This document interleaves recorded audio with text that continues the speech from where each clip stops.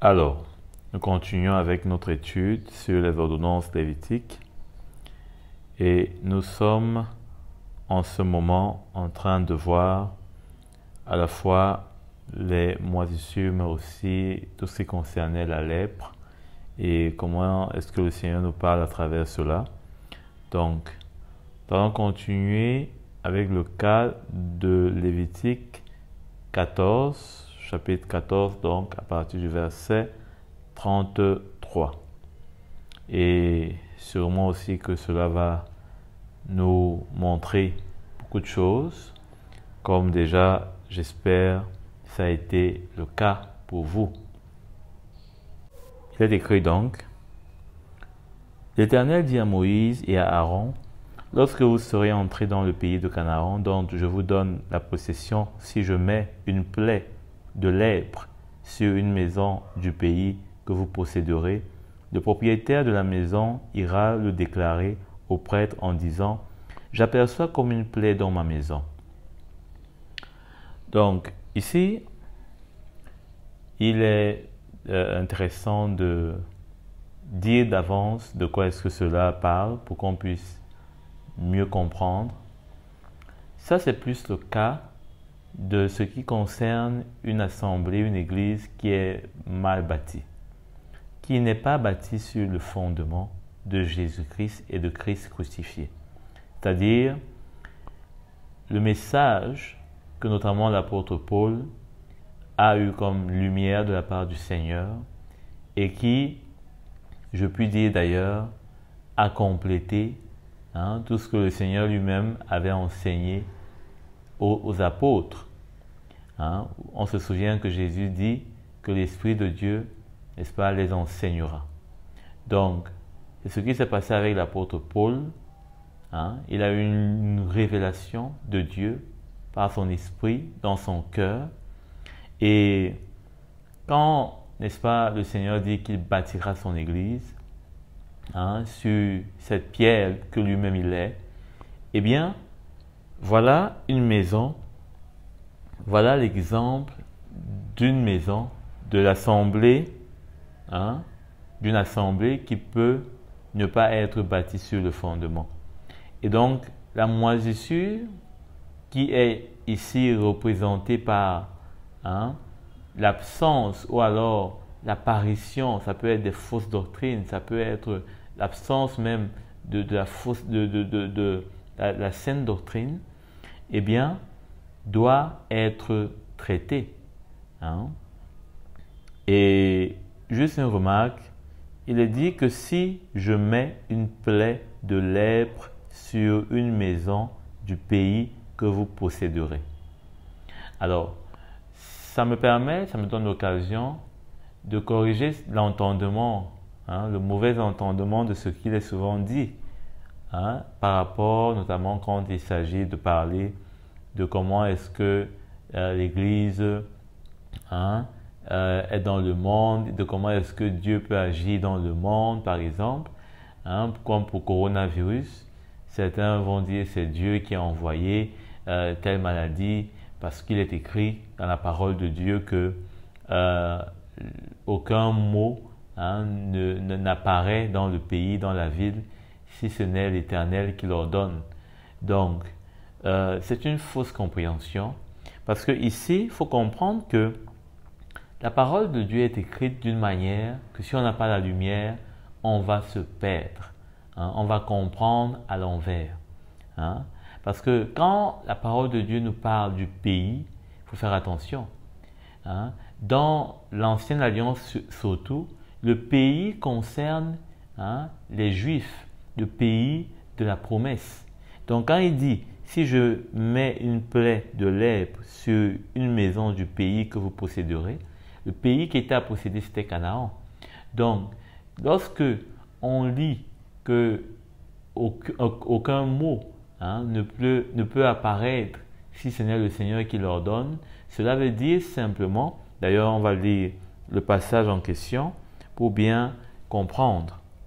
Dans Amos au chapitre 3, le verset 6, il est écrit: sonne-t-on de la trompette dans une ville sans que l'Éternel soit dans l'épouvante, sans que le peuple soit dans l'épouvante? Arrive-t-il un malheur dans une ville sans que l'Éternel en soit l'auteur? Donc, pour beaucoup de personnes, c'est souvent comme quoi tout ce qui arrive est la volonté de Dieu. Hein? Il ne faut pas confondre la volonté de Dieu à la toute-puissance de Dieu. Hein? C'est-à-dire quoi? C'est-à-dire que la toute-puissance de Dieu fait que lui qui est omniscient, lui qui est en dehors du temps, lui qui est le Dieu tout-puissant, peut faire tout concourir. Et c'est ce que la parole de Dieu nous dit d'ailleurs, notamment pour le juste. Il fera tout concourir afin que sa volonté se fasse. Mais il n'est pas l'auteur de tout ce qui arrive. Par exemple, lorsque le mal se produit, simplement, est-ce qu'on peut dire que c'est Dieu qui en est l'auteur? Puisque lui-même, il n'est pas tenté de faire le mal. Ce serait donc tout mettre sur le dos de Dieu. Est-ce que quand Adam et Ève ont péché, c'était la volonté de Dieu? Non, puisqu'il lui dit dès l'avance de manger de l'arbre, n'est-ce pas, du bien, de manger de l'arbre de la vie, et de tous les autres arbres, sauf celui de la connaissance du bien et du mal. Donc on ne peut pas tout attribuer à Dieu, mais on reconnaît qu'il est au-dessus de tout. C'est deux choses bien différentes. Donc il est tout puissant, il est tout puissant, mais il n'est pas le Dieu qui fait toutes choses, ou qui permet toutes choses. Voilà. Et un autre passage aussi va dans le même sens. Dans Lamentation, il est dit: qui dira qu'une chose arrive sans que le Seigneur l'ait ordonné? N'est-ce pas de la volonté du Très-Haut que viennent les maux et les biens? Donc, voilà les deux textes sur lesquels on peut, n'est-ce pas, affirmer beaucoup de choses et déclarer beaucoup de choses sans que cela ne soit la vérité. Parce que, comme on l'a lu dans ce texte, ici, quand il est parlé du pays, et vous voyez que beaucoup de ces textes, d'ailleurs, ceux qui en font, qui peuvent être, n'est-ce pas, utilisés pour affirmer des erreurs, sont dans l'Ancienne Alliance. Et sans la lumière de la Nouvelle Alliance, sans comprendre et saisir le cœur du Seigneur, on peut se tromper. Or, la ville et le pays dont il est question est en rapport avec ce qui se passait dans l'Ancienne Alliance avec le peuple juif, notamment dans le pays de Canaan. Donc, le propriétaire de la maison, si cela est bien clair maintenant, ira le déclarer au prêtre en disant: j'aperçois comme une plaie dans ma maison. Qu'est-ce que cela veut dire? Cela veut dire que il y a parfois, il doit notamment et de plus en plus avoir des personnes qui doivent être capables de reconnaître que ça ne marche pas, que ça ne va pas ou que ça ne va plus, qui doivent pouvoir, n'est-ce pas, sentir, ressentir, et cela bien sûr par la grâce de Dieu. Et c'est pourquoi on prie, afin que le Seigneur ouvre les yeux des cœurs, pour qu'on puisse voir les plaies qui peuvent apparaître ou qui ont apparu dans les murs de ce qui est la maison de Dieu. Parce que ici on parle de maison. Vous savez que la parole de Dieu nous parle comment est-ce que nous sommes le temple, n'est-ce pas, du Saint-Esprit, non seulement en tant que corps, corps dans le sens physique, mais nous sommes surtout le corps de Christ. Nous sommes le corps de Christ. Donc, en tant que corps de Christ, nous sommes, n'est-ce pas, une habitation du Dieu vivant. Du Dieu vivant. Et une habitation parle d'une maison. Une habitation parle d'une maison. C'est pourquoi d'ailleurs l'apôtre Paul exhorte quand il dit, n'est-ce pas? Allons d'ailleurs lire cela. Éphésiens 4 à partir du verset 13. Ou alors plus haut, ce serait plus intéressant et de mieux comprendre. Donc à partir du verset, il est dit 10. Celui qui est descendu, c'est celui qui est monté au-dessus de tous les cieux, afin de remplir tout l'univers. C'est lui qui a donné les uns comme apôtres, les autres comme prophètes, les autres comme évangélistes, les autres comme bergers et enseignants. Il l'a fait pour former les saints aux tâches du service en vue de l'édification du corps de Christ. Donc vous avez remarqué qu'il parle, il dit, il l'a fait pour former les saints aux tâches du service en vue de l'édification. On dirait là qu'il est question d'une maison à laquelle des ouvriers doivent s'atteler pour, n'est-ce pas, construire cette maison qui, n'est-ce pas, sera une édification du corps de Christ. Et c'est ces ouvriers-là dont il parle en nommant les apôtres, les prophètes et consorts. Donc, jusqu'à ce que nous parvenions tous à l'unité de la foi et à la connaissance du Fils de Dieu, à la maturité de l'adulte et à la mesure de la stature parfaite de Christ. Donc tout ça parle d'un achèvement, d'un perfectionnement, jusqu'à ce que, il y ait tous les éléments qui doivent permettre à ce que la maison soit vraiment à l'image de ce que l'architecte lui-même a dessiné, a pensé et a voulu. Et l'apôtre Pierre va également dire cela en d'autres termes, mais parfaitement on peut reconnaître le même langage, on peut comprendre, n'est-ce pas, la même perception. Dans 1 Pierre à partir du chapitre 2 au verset 5. Et vous-même, en tant que pierre vivante, donc on voit encore là, comment est-ce que nous sommes des pierres vivantes, donc nous sommes le matériau même dont des ouvriers vont utiliser pour construire cette maison. Et en tant que pierre vivante, laissez-vous édifier. Il parle de se laisser édifier.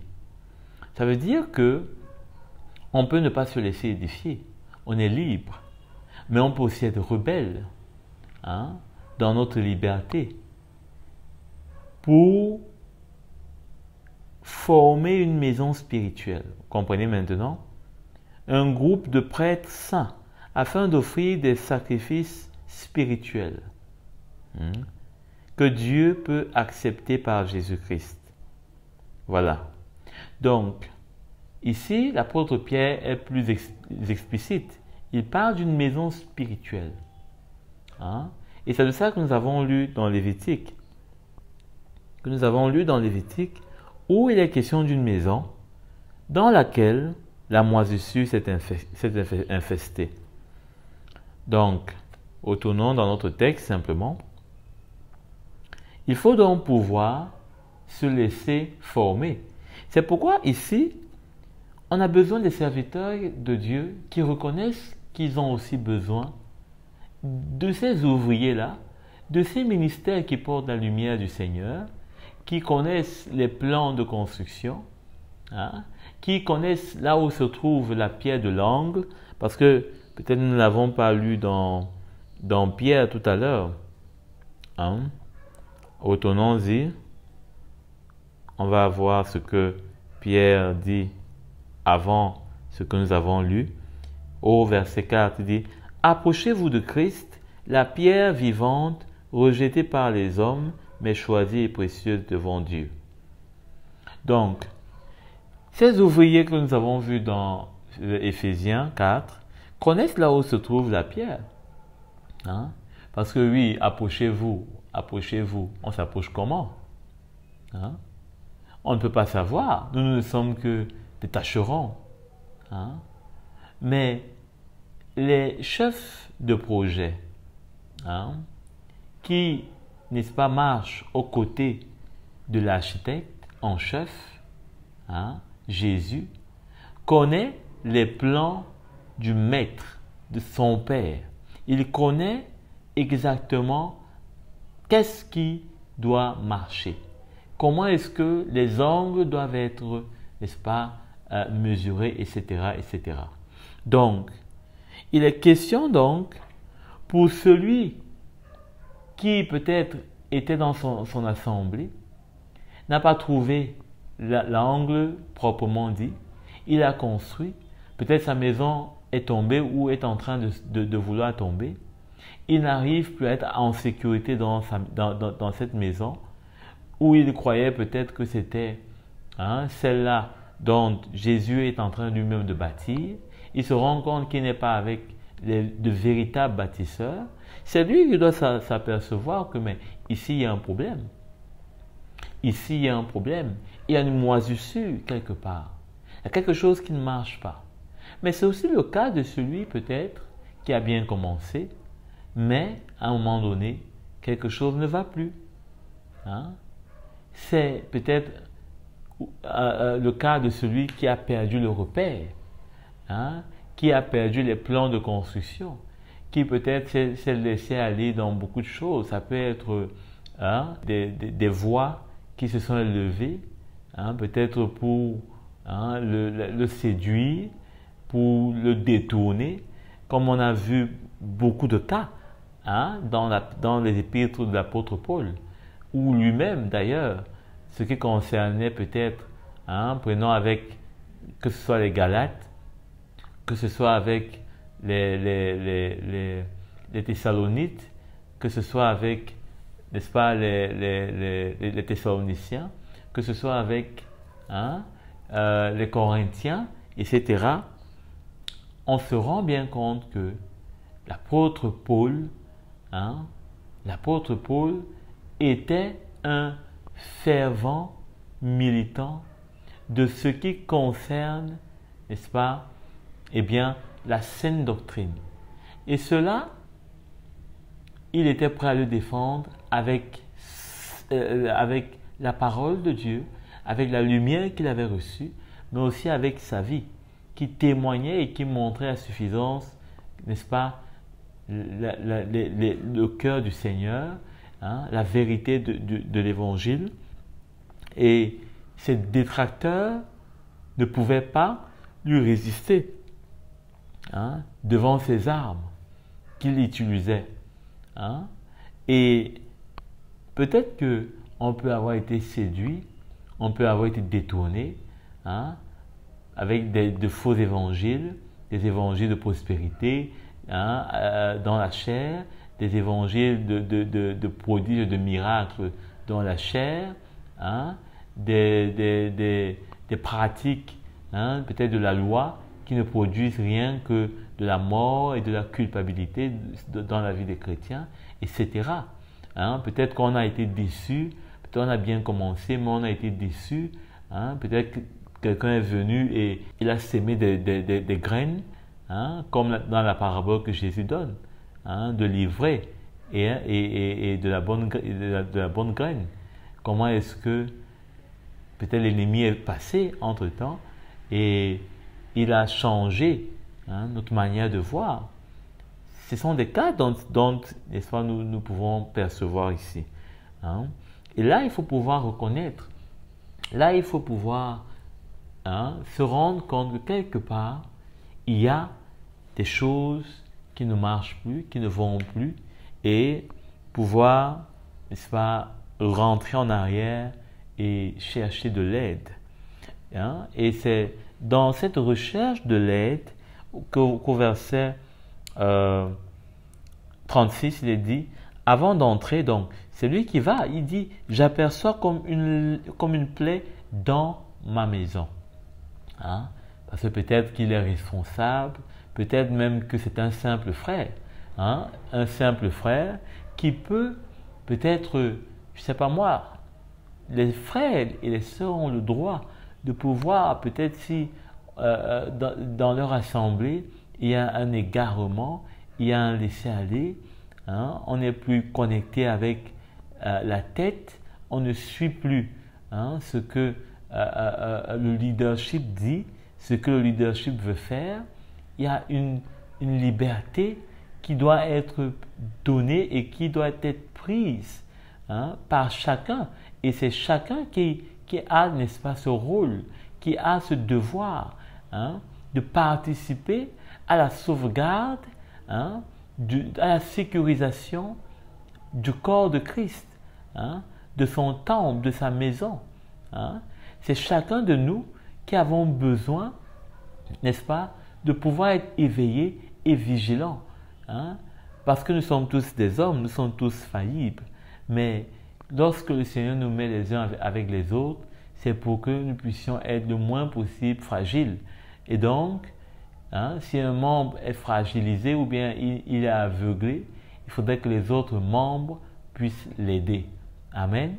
On peut par exemple voir les images. Quand de la poussière entre dans vos yeux, pendant que peut-être vous essayez de gratter vos yeux, vos pieds s'arrêtent. Parce que vous ne pouvez ne pas voir et continuer de marcher, vous allez tomber dans un trou. Donc, c'est comme ça qu'il faudrait cette vigilance-là, afin que non seulement peut-être les bergers, mais également avec tout le peuple, qu'il y ait cette confusion, qu'il y ait ces pièges qui soient dangereux et finalement on se retrouve tous au fond, n'est-ce pas, d'une gueule. Donc, le propriétaire, ça peut être le responsable, mais ça peut aussi être les frères. Parce que, comme nous l'avons toujours lu dans 1 Pierre, dans 1 Pierre, allons-y encore, il dit, au verset 5, chapitre 2 de 1 Pierre, il dit, un groupe de prêtres saints. Un groupe de prêtres saints. D'ailleurs, il dit lui-même encore, l'apôtre Pierre, comment est-ce qu'on est, n'est-ce pas, un sacerdoce royal. Nous sommes tous appelés à servir le Seigneur en termes de dons de notre vie, de notre service. Chacun là où il est, avec ce qu'il a reçu comme don, comme lumière, comme capacité. Donc, on ne peut pas, n'est-ce pas, tout remettre entre les mains seulement de ceux qui sont au devant, bien sûr qui ont une responsabilité plus que nous, et qui rendent des comptes pour nous et pour ce qui est de l'Église, mais cela ne veut pas dire qu'on les abandonne, mais au contraire, on doit être là pour les soutenir et pour faire donc notre part. Et c'est ainsi que nous aussi, nous prenons notre responsabilité. Avant d'entrer dans la maison pour examiner la plaie, le prêtre ordonnera qu'on la vide, afin que tout ce qu'elle contient ne devienne pas impur. Après cela, il entrera pour examiner la maison. Donc, il fallait qu'on puisse, n'est-ce pas, faire sortir, vider la maison. Alors, sûrement que vous pouvez deviner un peu ce que ça veut dire. Ça veut dire qu'on ne peut pas mélanger l'eau pure avec une eau qui est impure. hein, c'est interdit. Je crois qu'on a même déjà vu une ordonnance similaire. Mais ce qui est sûr, hein, on ne peut pas se permettre de coudre. On va d'ailleurs lire le passage qui en parle. Hein. C'est Jésus, je crois bien. Dans Marc, chapitre 2, au verset 21, il est dit, hein, Marc, chapitre 2, le verset 21. Donc, personne, hein, c'est Jésus qui répond d'ailleurs, hein, parlant des noces, il dit, personne ne coud un morceau de tissu neuf sur un vieil habit. Sinon, la pièce neuve ajoutée arrache une partie du vieux et la déchirure devient pire. Hein? Et personne ne met du vin nouveau dans de vieilles outres, sinon les outres éclatent. Le vin coule et les outres sont perdues. Mais il faut mettre le vin nouveau dans des outres neuves. C'est exactement de ce dont il est question dans Lévitique. Le passage que nous venons de lire, où le conseil qu'il est donné, hein, c'est de mettre ce qui est, n'est-ce pas, dans la maison à l'extérieur. De peur que, si le cas de la plaie est avéré, eh bien cela ne rende, puisque c'est la moisissure, c'était l'impureté, cela ne rend tout ce qui est à l'intérieur impur. Donc, il faut comprendre que cela peut apporter une confusion. Hein? Cela peut apporter une confusion que de venir simplement, après avoir été appelé, pour faire un diagnostic de l'état des lieux, hein, et de peut-être simplement ajouter, hein, le vin nouveau dans la vieille outre, ou coudre un tissu nouveau sur un vieux, afin de fermer, hein, peut-être la déchirure. C'est très dangereux. C'est par exemple le cas d'une assemblée qui ne va pas bien, qui n'a pas un véritable fondement, qui ne comprend pas comment construire le corps du Seigneur, qui n'a pas de relation, hein, et de compréhension de ce que c'est que les ministères qui construisent, et dans laquelle on viendra simplement peut-être prier avec des gens et leur dire ça va aller, on est ensemble, on peut continuer, et sans qu'on ne puisse remettre les choses à plat. Je ne parle pas peut-être de nier, hein, peut-être les appels des uns et des autres qu'on a trouvés dans l'église, parce que là c'est un peu plus délicat. Hein. Je ne parle pas peut-être de dire que ceux qui étaient là, peut-être les frères et sœurs qui ont donné leur vie là au Seigneur, eh bien, ne sont pas de véritables enfants de Dieu. Là-bas, cela appartient au Seigneur de corriger toutes choses, hein, et il le fait doucement et simplement et avec le temps, où d'ailleurs il convainc chacun. Mais il y a une chose qui doit être claire, c'est que quand on appelle le prêtre pour venir examiner, hein, le cas en question, on ne doit pas l'appeler comme s'il venait simplement s'asseoir dans notre fauteuil et simplement continuer à conduire. Mais il vient pour faire une vérification, un diagnostic de tout ce qui se passe dans cette église. C'est sûr que ce n'est pas en un jour, c'est sûr que ce n'est pas en un mois, c'est sûr que ce n'est pas comme si il allait maintenant être le patron et tout devait lui être dit. Mais une chose doit être claire, c'est que celui qui vient chercher de l'aide, et beaucoup de personnes parfois viennent chercher de l'aide, mais ne s'attendent pas à ce qu'elles doivent, n'est-ce pas, s'humilier et faire la place et donner l'accès pour que l'œuvre que le Seigneur veut faire, le diagnostic qu'il veut poser afin de donner, hein, la solution qu'il faille. Parce que ça dépend. Il y a des cas et des cas et nous allons voir cela. Hein. Il y a des cas où vraiment, c'est comme s'il faut mettre tout le monde au sol et leur dire, ben, maintenant, vous écoutez simplement. Et il y a plusieurs cas. Hein.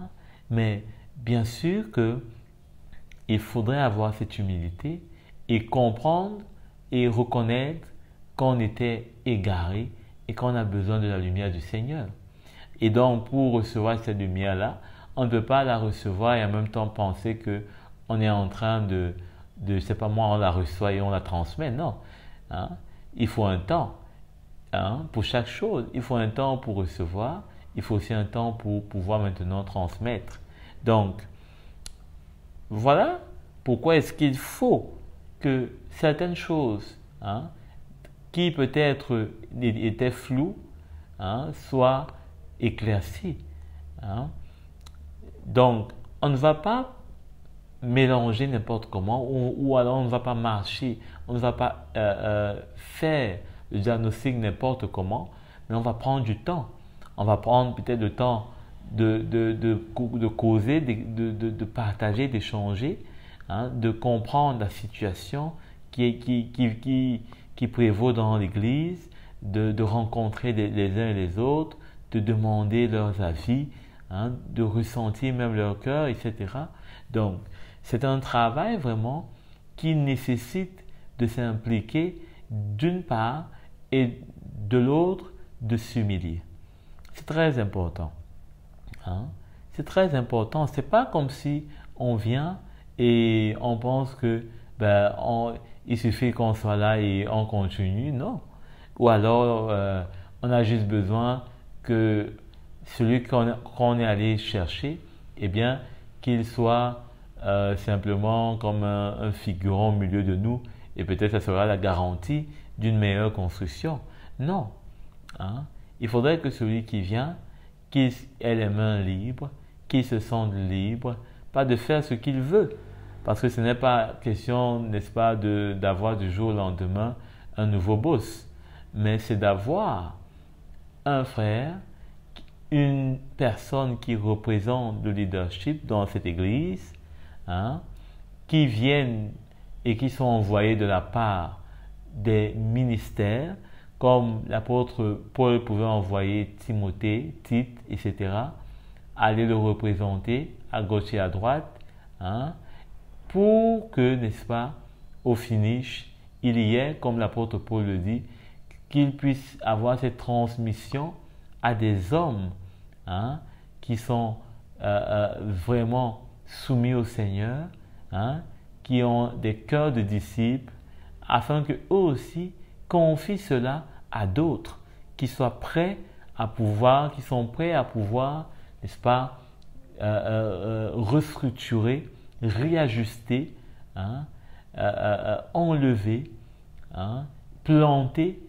hein, selon ce qui sera observé, selon ce qui sera accordé, hein, avec l'évangile, hein, qui va confronter et qui va donner des convictions, hein, pour maintenant marcher, n'est-ce pas, d'un même pas. Pour marcher d'un même pas. Ce n'est pas un travail facile vraiment. Hein, surtout lorsqu'il n'y a pas des cœurs qui comprennent, hein, ce qui doit être fait, hein, ce qui, hein, est en train de vouloir se faire. Parfois, c'est plus souvent des soulèvements, des résistances, c'est souvent des attitudes comme si on ne comprenait pas trop, on n'est pas trop d'accord. Hein. Bien sûr que la chair, elle ne peut même pas résister à cela, à cette attitude, mais il faudrait que dans notre cœur, que l'on puisse véritablement ouvrir notre cœur, comme l'apôtre Paul pouvait le dire aux Corinthiens, de lui élargir leur cœur. Hein?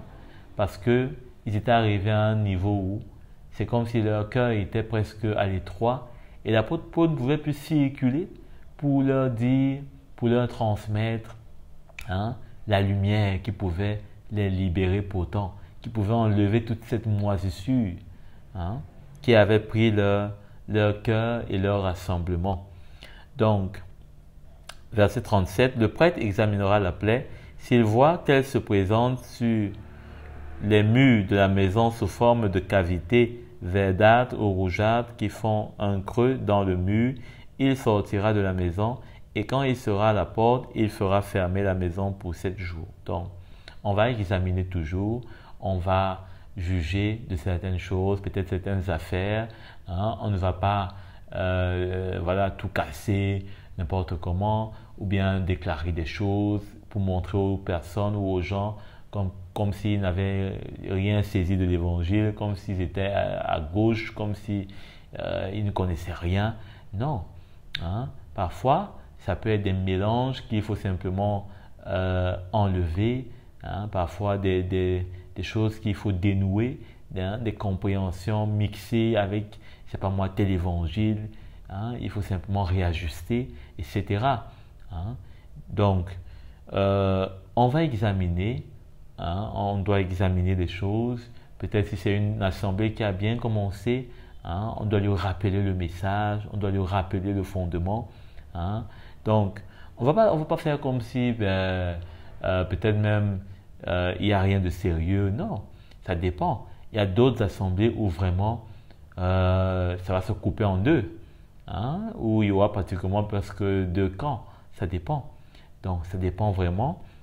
Et là, hein, quand déjà les gens se séparent, un camp va dans un sens, un autre va dans un sens, ben là, ça veut dire que l'observation a fait son effet. Hein. Donc après 7 jours, il y retournera le 7e jour. S'il voit que la plaie s'est étendue sur les murs de la maison, il ordonnera qu'on enlève les pierres attaquées de la plaie et qu'on les jette à l'extérieur de la ville, dans un endroit impur. Hein? Donc, vous vous rappelez comment l'apôtre Paul pouvait dire, hein, que celui qui vit dans le péché, ben, qu'il soit livré au diable. Bon, un endroit impur, c'est ça, voilà. Bref, les pierres, vous voyez, l'apôtre Pierre nous parlait tantôt, il nous montrait comme des pierres. Donc, on peut être des pierres qui sont dans l'église et qui peut-être avons une contagion de moisissure. Hein? Des chrétiens qui partent partout sur Internet, ils partent gober, ils partent amasser, ils partent se remplir, hein, la tête, hein, avec des connaissances qui sont tordues, qui sont empreintes de sorcellerie, des choses qui n'ont ni tête ni queue, des choses qu'on ne trouve pas dans l'évangile, des versets qu'on ne trouve pas dans l'évangile, des déclarations qui n'ont pas l'esprit de l'évangile. Eh bien, ce sont des pierres qui doivent être extirpées des murs. Parfois, il arrive que dans l'église, il suffit de 2, 3, 4 personnes.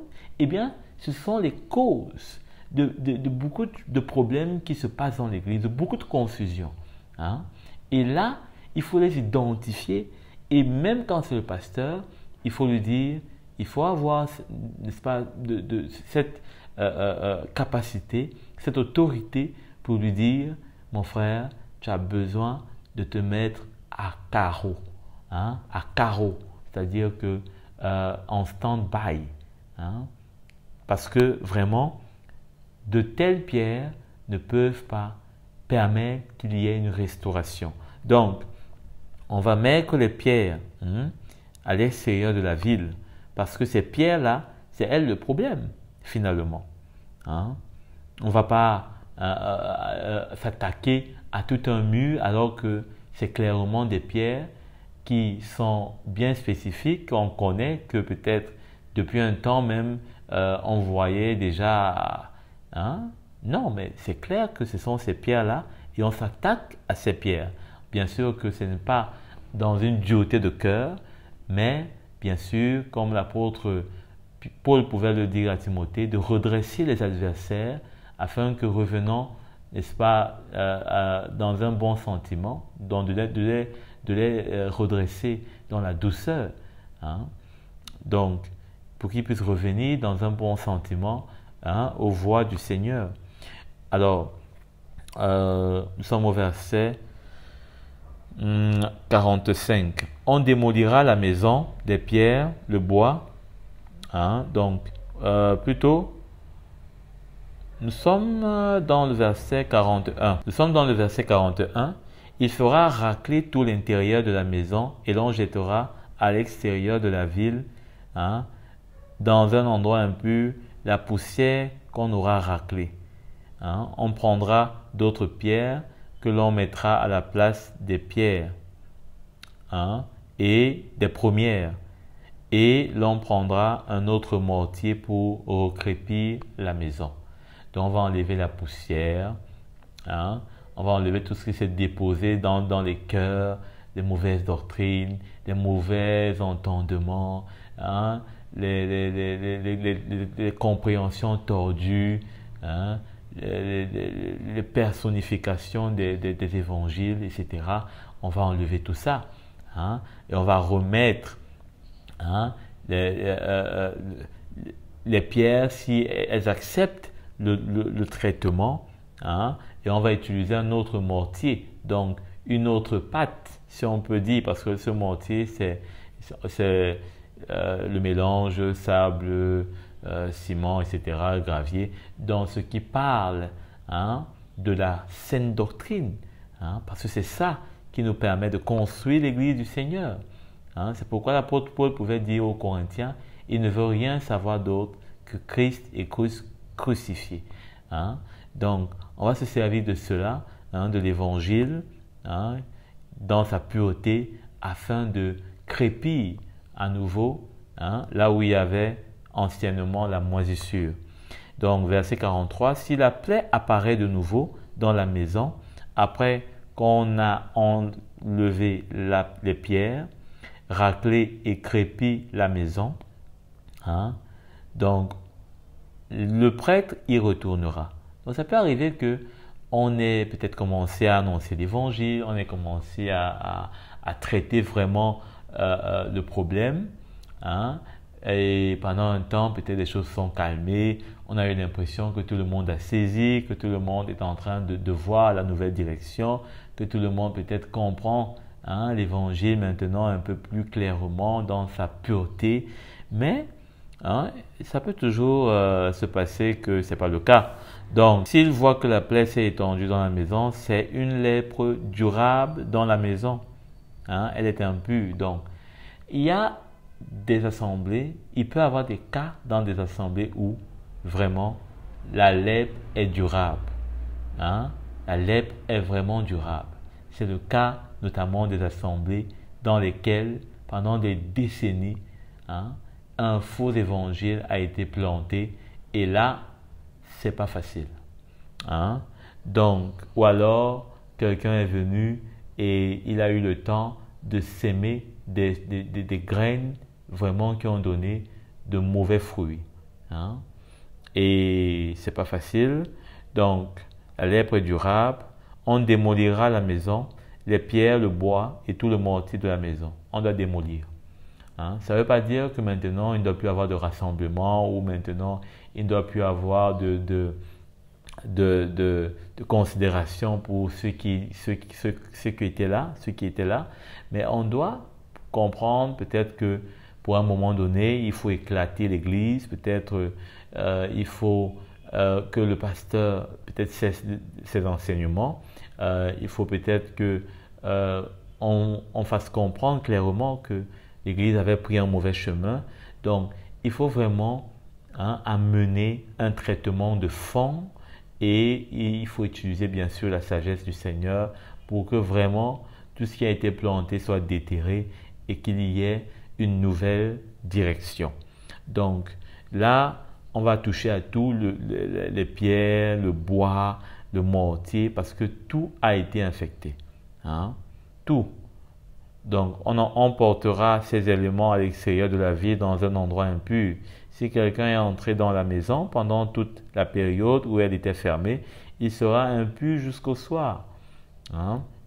Donc, si quelqu'un, hein, peut-être se trouvait là, hein, peut-être un jeune chrétien, je ne sais pas moi, hein, qui, voilà, ou une jeune brebis du Seigneur, ce qui est sûr, il faudrait, n'est-ce pas, pouvoir se rendre compte que ce n'est pas le bon endroit.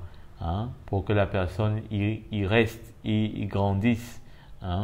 Il faudrait peut-être l'enlever, il faudrait peut-être trouver d'autres façons de faire continuer à permettre aux uns aux autres de se fortifier dans la foi, mais, n'est-ce pas, ne pas les exposer à des dangers inutiles.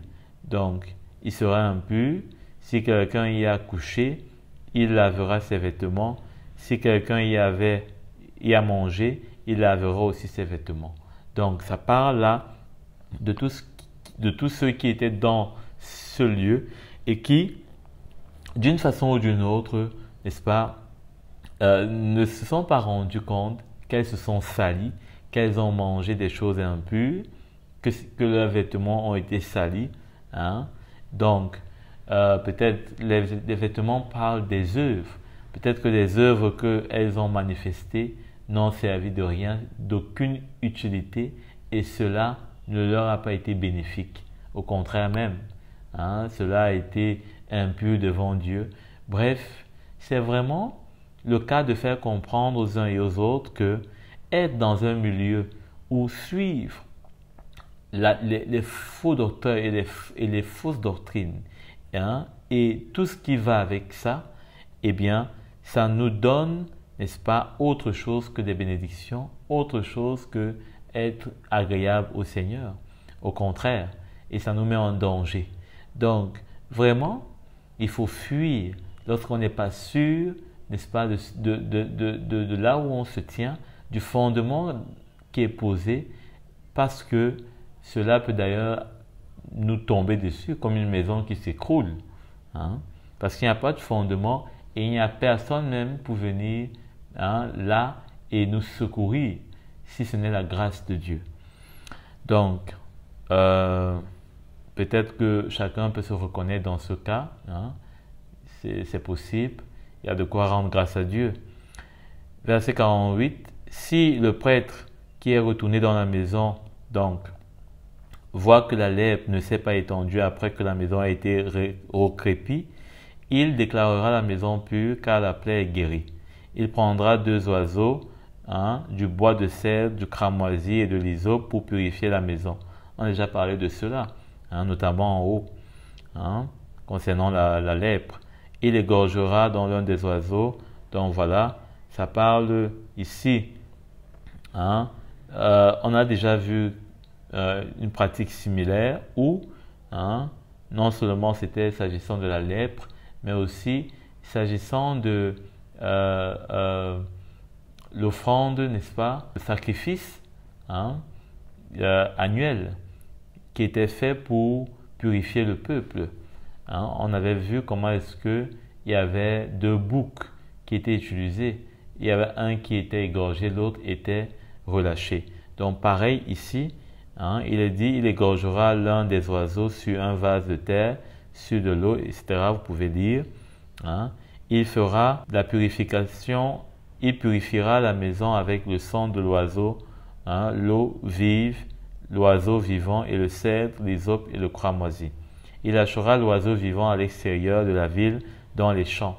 C'est ainsi qu'il fera l'expiation. Voilà, c'était le sacrifice d'expiation pour la maison et elle sera pure. Donc ici, le fait d'être lâché dans les champs parle maintenant de la liberté que chacun a. Une liberté d'abord retrouvée par rapport à ce qui était passé, parce que dans les fausses doctrines, on est enchaîné, on n'est pas libre. On marche selon des principes, des principes que l'apôtre Paul dit, mais comment peut-on encore être mis sous des principes alors que nous ne sommes plus en train de marcher selon le monde. Donc, dans Colossiens au chapitre 2, verset 20, l'apôtre Paul dit que si vous êtes mort avec Christ au rudiment du monde, dans les principes, les techniques et autres choses, pourquoi, comme si vous viviez dans le monde, vous impose-t-on ces préceptes? Ne touche pas, ne goûte pas. Donc, voilà pourquoi est-ce que l'apôtre Paul le dit? Parce que ici, nous voyons bien que nous devenons donc libres, puisque nous sommes relâchés. Nous pouvons maintenant eh bien, expérimenter la liberté du Seigneur, bien qu'étant dans la chair. Mais cette liberté, l'apôtre Paul encore le dit bien aux Romains. Comment est-ce qu'on ne peut pas utiliser, n'est-ce pas, cette liberté ou alors la grâce de Dieu pour vivre selon la chair? Donc, c'est plutôt par l'Esprit que nous allons donc vivre et servir dans le Seigneur, comme l'apôtre Pierre et l'apôtre Paul l'ont dit, d'offrir nos membres, n'est-ce pas, pour servir le Seigneur en tant que prêtre et donc d'être pour lui un édifice spirituel, n'est-ce pas, pour sa gloire.